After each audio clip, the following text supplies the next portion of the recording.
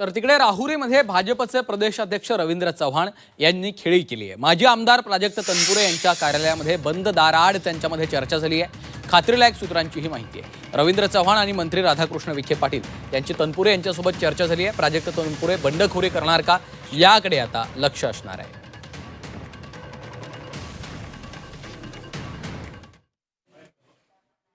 त्यांनी या ठिकाणी त्यांच्या उमेदवाराचा अर्ज भरण्याकरता ते राहुरी शहरामध्ये आले होते। त्यांचा मला फोन आला की आम्हाला भेटायचं आहे। शेवटी संवाद हा असला पाहिजे। ते माझ्या कार्यालयात त्या ठिकाणी आले।